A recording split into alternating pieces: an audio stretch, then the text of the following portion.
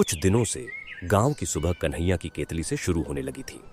उस bus stop के पास, उस पेड़ के नीचे वही उसकी जगह थी। वही जगह जहां भोला पिछले 5 सालों से चाय बेचता था, लेकिन अब उसकी चाय ठंडी पड़ रही थी। भोला रोज कन्हैया को ताना मारता, कन्हैया, समझदारी इसी में है कि यहां से हट जा, ये मेरी जगह है। कन्हैया मुस्कुरा देता, सड़क तेरी नहीं है भोला, इतने सालों से तू भी तो यहीं ही बेच रहा है। कन्हैया की चाय चलने लगी थी। दूध न ज्यादा न कम, बात सीधी थी, शुद्ध और सस्ती चाय। भोला अकेला नहीं था। गांव के सभी लोगों को, किराने वाला, जमींदार, दूध वाला, सबको लगने लगा कि ये नया लड़का आजकल ज्यादा जम रहा है। पर सबके आगे भोला ही बोलता था। लेकिन उस दिन भोला ने साफ कह दिया, कन्हैया, आज यहां तेरा आखिरी दिन है, कल से तू यहां चाय नहीं बेचेगा। कन्हैया ने बात घुमाते हुए कहा, हाँ, वो तो देखेंगे। वही एक शब्द और बात समझो टल गई। लेकिन थोड़ी ही देर बाद केतली तेज सीटी मार रही थी, भाप हवा में फैल रही थी। तभी एक ग्राहक ने कप सूंघते हुए कहा, कन्हैया, आज चाय में कुछ अलग ही बात है। तू क्या कुछ खास चीज मिलाता है? कन्हैया ने हल्के से मुस्कुराकर पूछा। अलग मतलब दूध कम है क्या भाई? इतने में भोला बीच में कूद पड़ा। दूध कम नहीं, चाय में कुछ मिलाता है ये। ग्राहक एकदम शांत। मैं पहले ही बोल रहा था, ये ठीक नहीं है, चाय में ये कुछ गड़बड़ मिलाता है। एक और आदमी बोला, अरे सीधा बोलना, क्या मिलाता है? ऐसे हवा में क्या बात कर रहा है? भोला ऊंची आवाज में, हानिकारक है, सेहत के लिए हानिकारक है ये चाय। लोग बीमार पड़ रहे हैं तेरी चाय से। क्या सच में? कल मेरे तो पेट में दर्द हुआ था। हाँ कन्हैया, मुझे भी भारीपन लगा था। अरे काका, पेट में दर्द और चाय का क्या रिश्ता? क्यों नहीं रिश्ता? जब कोई चाय ज्यादा चलने लगे तो अच्छे अच्छे को लालच आ जाता है। कन्हैया का चेहरा तमतमा गया। भोला, सोच समझ के बोल। तेरी दुकान नहीं चल रही तो क्या मेरी रोटी पर लात मारेगा? भीड़ जमा होने लगी। भोला ताना मारते हुए, सस्ती बेच रहा है ना, कोई तो राज होगा। क्या मिलाता है वो तो तुझे ही पता होगा। मैं तो लोगों को बचा रहा हूं, कल से किसी को कुछ हो गया तो। भीड़ में खुसर पुसर शुरू हो गई। शक धीरे धीरे फैलने लगा। तभी कन्हैया ने झगड़ा नहीं बढ़ाते हुए एक कप भरा और सबके सामने 2-3 चाय पी गया। लोगों में सन्नाटा फैल गया और भोला बौखला गया। अरे सबको पिलाना। यहीं से भीड़ का शक थोड़ा हिल भी गया और बात खत्म हुई। लेकिन अगले दिन कन्हैया चाय बेचने नहीं पहुंचा। जब वहां ग्राहक आए तब, भोला, आज तू ही चाय पिला दे, आज कन्हैया तो आया ही नहीं है। भोला ने सही मौका देखा और बोला, अरे भाई साहब, कल वो उसने उसी की बनाई 2-3 कप चाय जो पी ली थी। हाँ तो उसका क्या, उसकी ही चाय है, चाहे जितनी मर्जी उतनी पिले। अरे नहीं, आप समझे नहीं। वो इसलिए नहीं आया क्योंकि आज उसके पेट में दर्द है। चाय में वो कुछ मिलाता है। इनकी सुनो, इन्होंने भी उसकी चाय पी थी। हाँ भाई साहब, लगता है भोला शायद सही ही कह रहा है। हाँ, नहीं तो आज वो चाय बेचने क्यों नहीं आया?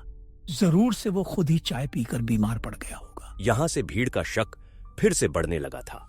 कन्हैया का नाम धीरे धीरे खराब होने लगा था। उस दिन कन्हैया अपने घर पर, अरे आज ये पेट गुड़ क्यों कर रहा है?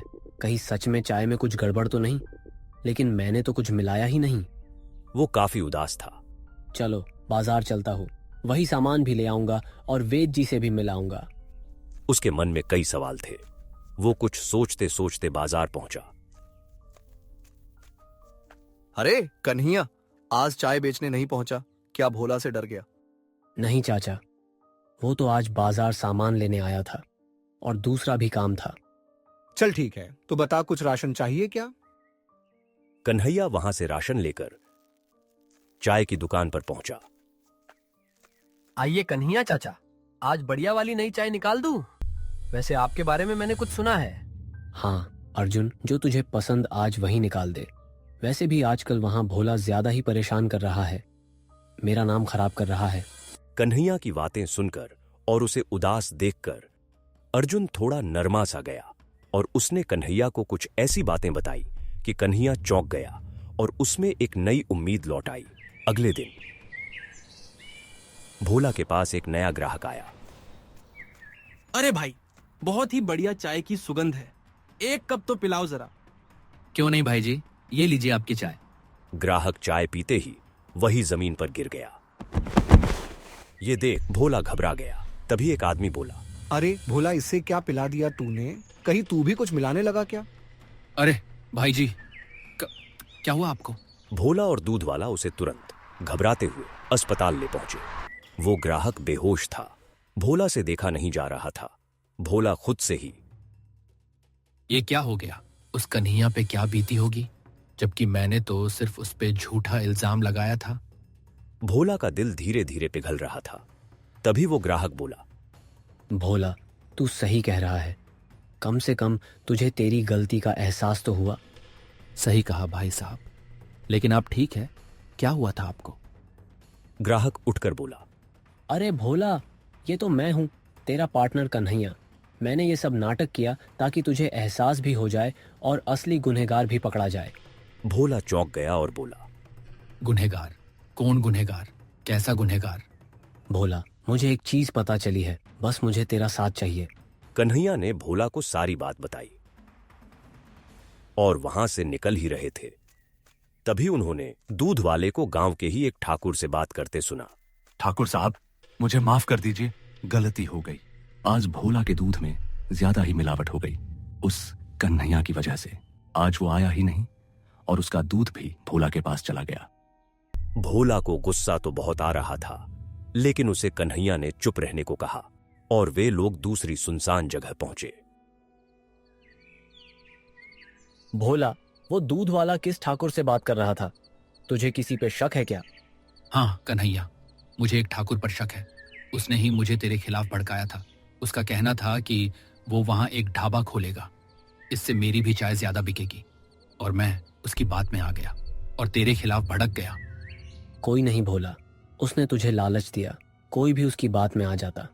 लेकिन अभी हमें पहले जैसा ही बर्ताव करते हुए दूध वाले से उस ठाकुर का सच बाहर निकालना होगा। अगले दिन भोला और कन्हैया रोज की ही तरह चाय बेचने पहुंचे।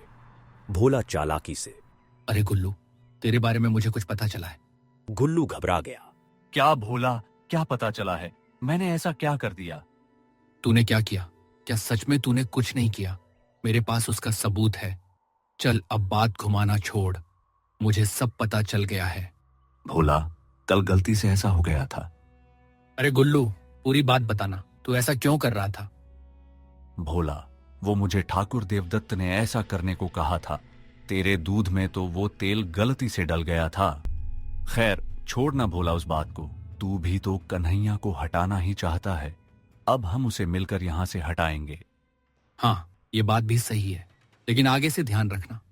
भोला ने चालाकी से सब कुछ उगलवा लिया और पीछे से कन्हैया ने सब कुछ फोन में रिकॉर्ड कर लिया। अगले दिन यह बात सरपंच को पता चली। सरपंच जी पहले तो नाराज हुए। देवदत्त, ये मैं क्या सुन रहा हूं? अगर किसी को कुछ हो जाता तो तू इतना नीचे गिर सकता है सिर्फ एक ढाबे के लिए? ये हमने नहीं सोचा था। नहीं सरपंच जी, इस ठाकुर पर नाराज होकर कोई फायदा नहीं। इसने गलती नहीं, गुनाह किया है। इन लोगों को अच्छी सी सजा मिलनी चाहिए। हाँ, भोला सही कह रहा है। इन लोगों को तो अच्छा ही सबक सिखाना चाहिए। सभी लोग दूध वाले और ठाकुर के खिलाफ थे, लेकिन कन्हैया, सरपंच जी, माना कि इन्होंने गलत किया है, लेकिन एक हद में रहकर।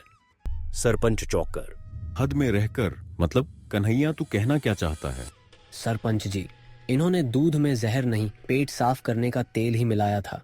इन्हें किसी की जान नहीं लेनी थी, सिर्फ अफवाह फैलानी थी ताकि हम दोनों यहाँ चाय बेचना छोड़ दें। ठाकुर और दूध वाले का दिल पिघल गया। जिसके साथ हमने बुरा करने का सोचा वही हमें बचा रहा है। सरपंच जी, हमें कोई भी सजा मंजूर है। सरपंच जी कन्हैया और भोला से पूछकर, ठाकुर और गुल्लू, तुम लोगों ने गलती तो की है, इसकी सजा बड़ी हो सकती थी, लेकिन भोला और कन्हैया के कहने पर सिर्फ हमने तुम दोनों को माफ किया, लेकिन आगे से ऐसा बिल्कुल नहीं होना चाहिए।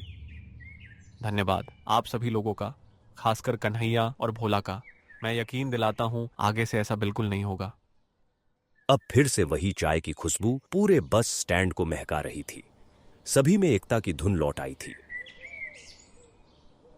दोनों जितनी कमाई हो उतने में ही खुश थे।